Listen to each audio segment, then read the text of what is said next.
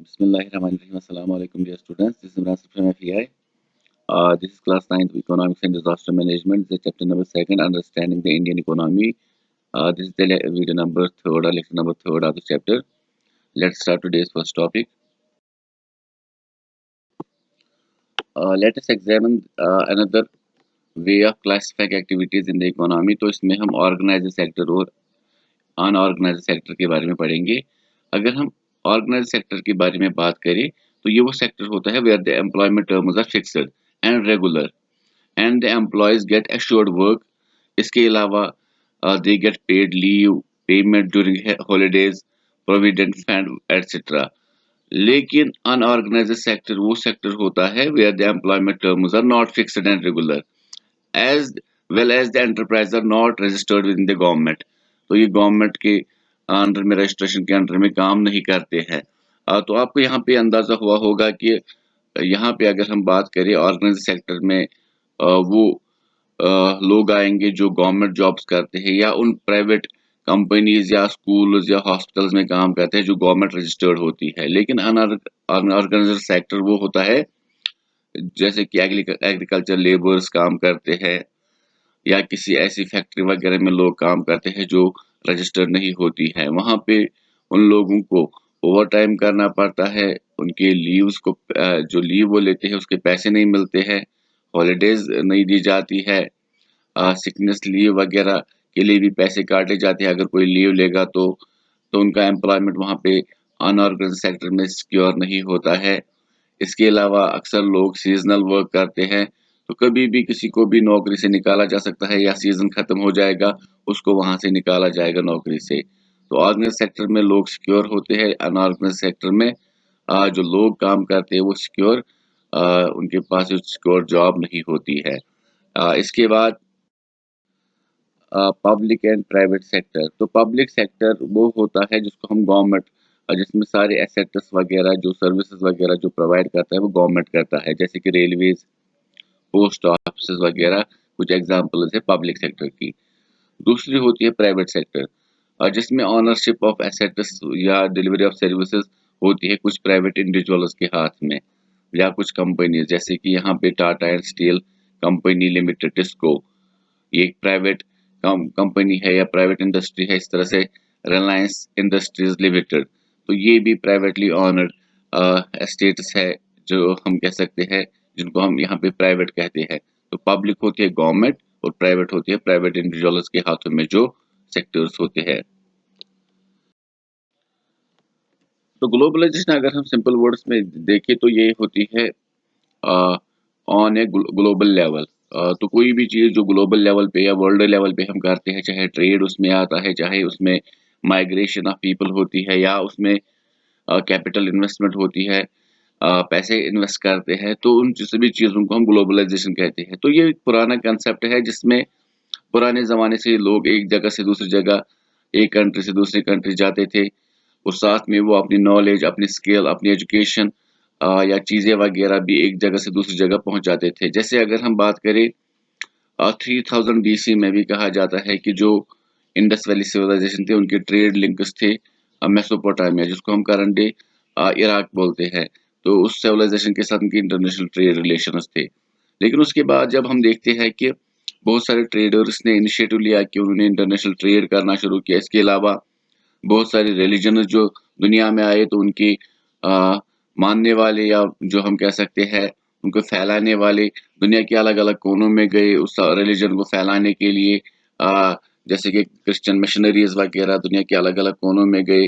तो इसके अलावा अगर हम देख सकते हैं कि ये ग्लोबलाइजेशन का वर्ड जो है पिछले 50 सालों में ज़्यादा हम इस्तेमाल में करने लगे हैं, क्योंकि जिस तरह से हम देखते हैं कि दुनिया अब काफ़ी ज़्यादा एक स्मॉल विलेज की तरह बनने लगा है, जिस तरह से हम देखते हैं कि टेलीविज़न, मोबाइल फ़ोन वगैरह ने दुनिया को एक साथ मिलाया है। अगर हम शाम को टीवी पर बैठते हैं तो हम दुनिया की कोई भी न्यूज़ चैनल पे दुनिया के बारे में जान पाते हैं। इसके अलावा मोबाइल में जो इस वक्त सोशल नेटवर्किंग साइट्स है, या इसके अलावा अगर हमें कहीं लेटर भेजनी हो, इंटरनेट कॉल करनी हो, वीडियो कॉल करनी हो, तो दुनिया के किसी भी कोने में हम अपनी मैसेज पहुंचा सकते हैं या ट्रेड वगैरह कर सकते हैं। तो यहाँ पे अगर हम देखिए globalization refers to in which activities of large number of business enterprises carried out. तो बिजनेस एक्टिविटीज या मतलब बड़े लेवल पे दुनिया की अलग-अलग कंट्रीज में एक दूसरे के साथ होने लगी है। लेकिन ये इम्पोर्ट एक्सपोर्ट से भी बढ़कर है ये ग्लोबलाइजेशन का जो वर्ड है, क्योंकि दुनिया की जो सारी इकोनॉमीज़ है ये एक दूसरे के हम कह सकते हैं ऊपर इंटरलिंक्ड है। जैसे हम बात करेंगे इंडिया में फॉर एग्ज़ाम्पल किसी चीज़ की कमी है तो दूसरी दुनिया की दूसरी कंट्री से हम वो इम्पोर्ट कराते हैं। अब उन लोगों को किसी चीज़ की कमी है तो यहाँ से वो चीज़ें एक्सपोर्ट जाती है। तो इसमें इस इंटीग्रेशन में ट्रेड ऑफ गुड्स होती है, सर्विसेज होती है, फ्लो ऑफ कैपिटल होता है, एक कंट्री दूसरे कंट्री में इन्वेस्टमेंट करती है। इसके अलावा माइग्रेशन ऑफ पीपल होती है, एक कंट्री से दूसरी कंट्री में लोग जॉब अपॉर्चुनिटीज़ के लिए जाते हैं या बेटर लोकेशंस वगैरह के लिए एज़ टूरिस्ट्स जाते हैं। तो ये चीज़ें जो होती है, ये इंटरनेशनली होती है। इसके अलावा अगर हम देखें there has been an increasing trend in the world towards globalization which is characterized by trends such as। तो ग्लोबलाइजेशन का जो ट्रेंड है दुनिया में जो इस वक्त चल रहा है, इसकी वजह से जो फायदे पहुंचे जैसे कि increase trade across national boundaries. तो इंटरनेशनल ट्रेड होने लगा है। One company having subsidiary companies, एक कंपनी अगर एक कंट्री की होती है जैसे अमेरिका की कोई कंपनी है उसके अलग अलग ब्रांचेस दुनिया की अलग अलग कंट्रीज में उन्होंने बनाए हैं। इसके अलावा एक कंपनी अपने प्रोडक्ट्स दुनिया की अलग अलग कंट्रीज में बेचती है। इसके अलावा जॉइंट वेंचर्स, जैसे मैं एग्जांपल लूंगा जैसे कि एक कंपनी थी यहाँ की जापान की सुजुकी। तो उन्होंने इंडिया की मारुति कंपनी के साथ कोलैबोरेशन की और उन्होंने मारुति सुजुकी की गाड़ियां बनाई जो काफी ज्यादा यहाँ पे चली। तो उसका फायदा दोनों को पहुंचा। इसके अलावा lowering of trade barriers and simplified import and export procedures. तो पहले क्या होता था, एक कंट्री में अगर दूसरी कंट्री की चीजें आती थी तो यहाँ पे इंपोर्ट ड्यूटीज लगाई जाती थी, उन पर टैक्सेस बढ़ाए जाते थे जिससे वो कंट्री अपनी चीजें नहीं यहाँ पे बेच पाती थी। लेकिन अब इन सभी चीजों को सिंप्लीफाई किया गया है। जैसे कि इस वक्त दुनिया का ट्रेड का सेंटर जो है दुबई बनता जा रहा है, क्योंकि उन्होंने वहाँ पे टैक्सेस वगैरह नहीं लगाए हैं। वहाँ पे कोई भी इंसान ट्रेड वगैरह कर सकता है विदाउट एनी टैक्स। तो fast and wider spread of new technology across the world. तो ज़्यादा से ज़्यादा नई नई टेक्नोलॉजीज दुनिया में आई जिसकी वजह से हम देखते हैं कि जो नई इन्वेंशंस होती है उसके बाद जो कंट्रीज है वो शेयर करती है दूसरी कंट्रीज के साथ, क्योंकि उनको उससे ज़्यादा प्रॉफिट मिलता है। इसके अलावा अगर हम देखें मल्टीनेशनल कॉरपोरेशन, तो मल्टीनेशनल कॉरपोरेशन और ग्लोबलाइजेशन का भी एक अहम हम कह सकते हैं कनेक्शन है, क्योंकि मल्टीनेशनल कॉरपोरेशन जो होती है ये वो कॉरपोरेशन होती है जो रजिस्टर होती है मोर देन वन कंट्री।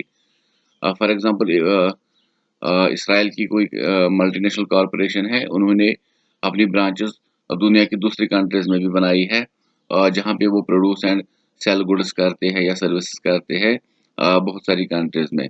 अगर हम देखें ये जो मल्टीनेशनल कॉरपोरेशन है इनका बहुत अहम रोल है इस वक्त।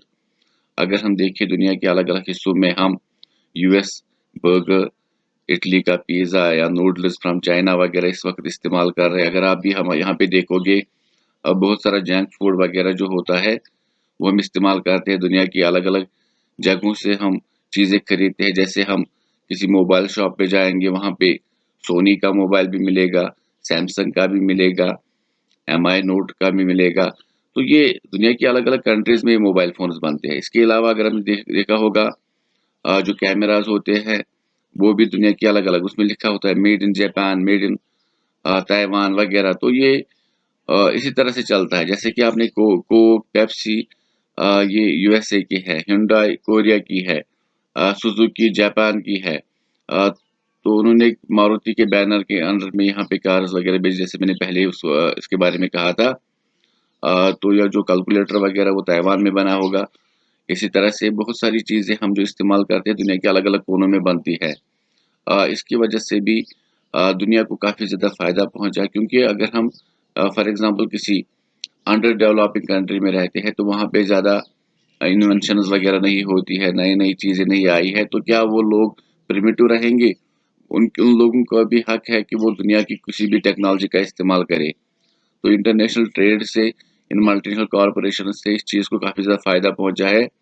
अमेरिका में बनने वाली चीज़ फॉर एग्ज़ाम्पल आईफ़ोन, उसका इस्तेमाल दुनिया की कोई किसी भी कंट्री में लोग करते हैं, जिनके पास भी अच्छे पैसे वग़ैरह है, इकोनॉमी है। इसके अलावा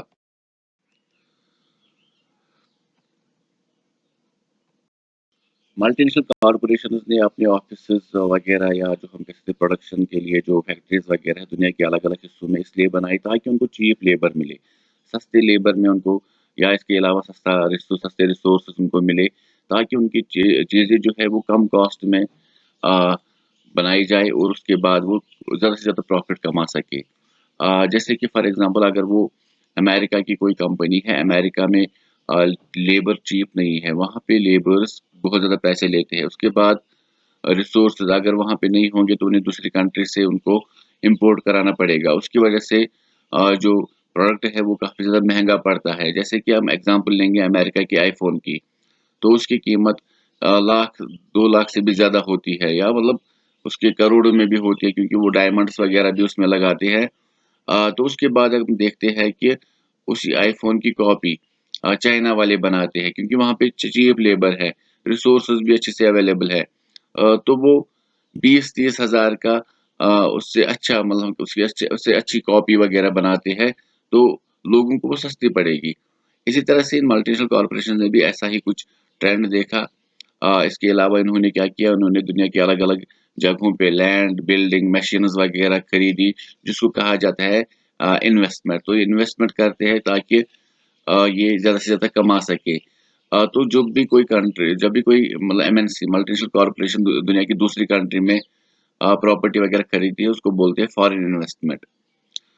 तो ये इन्वेस्टमेंट इसलिए किया जाता है ताकि वो कंपनी ज़्यादा से ज़्यादा प्रॉफ़िट कमा सके।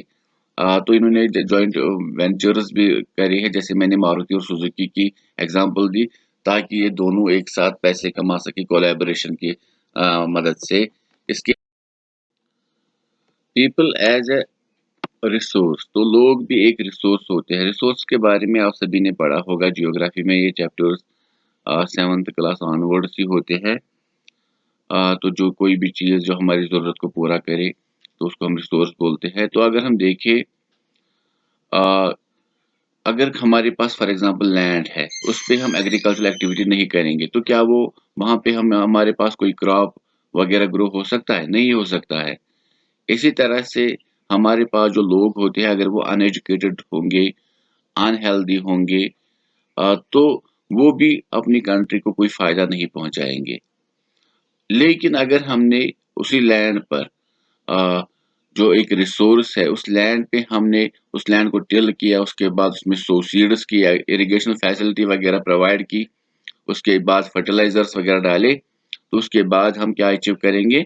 हम क्रॉप्स वगैरह अचीव करेंगे और खुद भी हम खा सकते हैं और मार्केट में बेच भी सकते हैं। इसी तरह से हम लोगों पर भी इन्वेस्टमेंट कर सकते हैं, जैसे कि हम लोगों को एजुकेशन दे सकते हैं, ट्रेनिंग दे सकते हैं, मेडिकल केयर दे सकते हैं, ताकि वो कल को वो लोग डॉक्टर्स बने, इंजीनियर्स बने, साइंटिस्ट्स बने, फिर वो अपनी कंट्री को ज़्यादा से ज़्यादा फ़ायदा पहुँचाएँगे। देखिए कोई भी कंट्री हो उसका मेन जो सोर्स होता है मतलब इनकम का वो होता है टैक्स। तो टैक्स वही देंगे जिनके पास इनकम होती है। अगर एजुकेशन, ट्रेनिंग, मेडिकल केयर वगैरह हासिल करने के बाद लोग डॉक्टर्स बने, बिज़नेसमैन बने, इंजीनियर्स बने, तो वो कल को अपनी कंट्री को ज़्यादा से ज़्यादा टैक्स दे सकते हैं। तो उससे अपनी कंट्री जो है वो ज़्यादा से ज़्यादा तरक्की कर सकती है। इसके अलावा हमें डॉक्टर्स, इंजीनियर्स वगैरह की भी ज़रूरत है, अपनी कंट्री को सुधारने के लिए, अपनी कंट्री को डेवलप कराने के लिए। तो ये जो पीपल है एज़ अ रिसोर्स ये काफ़ी बेहतरीन टॉपिक है यहाँ पे। इसके अलावा तो कंट्री की जो प्रोडक्टिव पॉपुलेशन होती है जो कंट्रीब्यूट करती है नेशनल इनकम को, जैसे कि मैंने पहले कहा जो लोग पढ़े लिखे होंगे, हेल्दी होंगे, जो कल को अच्छी-अच्छी पोज़ीशंस हासिल करेंगे तो वो नेशनल इनकम में बढ़ोतरी कराएँगे। तो इसमें हम देखते हैं कि 2 किस्म की एक्टिविटीज़ होती है, इकोनॉमिक एक्टिविटीज़ जिसमें पहली होती है मार्केट एक्टिविटीज़ और दूसरी होती है non market activities. Market activities वो होती है जिसमें लोग पैसों के लिए, प्रॉफ़िट के लिए काम करते हैं, जिससे गवर्नमेंट को फ़ायदा मिलता है। जिसमें लोग प्रोड्यूस करते हैं चीज़ें या सर्विसेज़ वग़ैरह करते हैं। जैसे गवर्नमेंट सर्विसेज़ वग़ैरह कुछ जॉब करते हैं। नॉन मार्केट एक्टिविटीज़ वो होती है जो लोग सेल्फ कंज़म्पशन के लिए करते हैं, जैसे कि एजुकेशन हासिल करना, स्किल वग़ैरह। तो ये इन चीज़ों से नॉन मार्केट एक्टिविटीज़ से कंट्री को कोई फ़ायदा नहीं पहुँचता है। लेकिन जैसे कि मैंने पहले कहा, ये सेल्फ कंज़म्पशन के लिए होता है, लेकिन लोग कल को नॉन मार्केट एक्टिविटीज़ हासिल करने के बाद ही इकोनॉमिक एक्टिविटीज़ या मार्केट एक्टिविटीज़ कर सकते हैं। तो इंशाल्लाह इसमें और भी कुछ टॉपिक्स है, तो आने वाली वीडियो में उनको भी कवर करेंगे। तब तक के लिए स्टे सेफ, फ़ी अमान अल्लाह।